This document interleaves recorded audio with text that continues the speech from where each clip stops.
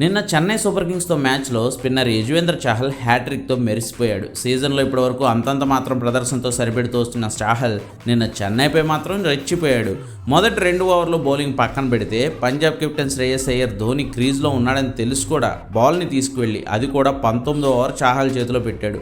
కానీ ధోని మొదటి బంతికే చాహల్ను భారీ సిక్సర్ బాదాడు. ఇక చాహల్ ధోని చేతిలో చచ్చాడే అని ఫ్యాన్స్ అంతా భావించుంటారు.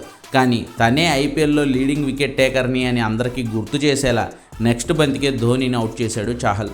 మరోసారి ఫ్లైటెడ్ డెలివరీ వేస్తే టెంప్ట్ అయిపోయిన ధోని లాంగ్ ఆఫ్లో క్యాచ్ ఇచ్చి అవుట్ అయిపోయాడు.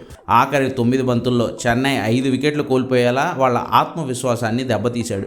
శామ్ కరణ్ బ్యాటింగ్ చేస్తున్నంతసేపు 200 పరుగులు ఈజీగా దాటేసేలా కనిపించిన చెన్నైను గల్లంతి చేసి పారేస్తూ 19వ ఓవర్లో 4, 5, 6 బంతులకు వరుసగా దీపక్ హుడా, అన్షుల్ కాంబోజ్, నూర్ అహ్మద్లను అవుట్ చేసి హ్యాట్రిక్ సాధించాడు చాహల్. ఐపీఎల్ కెరీర్లో చాహల్కి ఇది 2వ హ్యాట్రిక్ కాగా 2 హ్యాట్రిక్లు తీసిన రోహిత్ శర్మ, యువరాజ్ సింగ్ల సరసన చేరాడు చాహల్. అమిత్ మిశ్రా 3 హ్యాట్రిక్లతో ఈ టేబుల్లో టాప్లో ఉన్నాడు. మొత్తంగా 3 ఓవర్లలో 32 పరుగులు ఇచ్చిన చాహల్ 4 వికెట్లు తీసి చెన్నైని 190 పరుగులకే పరిమితం చేయడంతో పాటు ఓవరాల్గా తన 218వ ఐపీఎల్ వికెట్ తీసుకుని తను ఎందుకు ఐపీఎల్లో టాప్ అండ్ లీడింగ్ వికెట్ టేకర్ని అని మరోసారి ప్రూవ్ చేశాడు.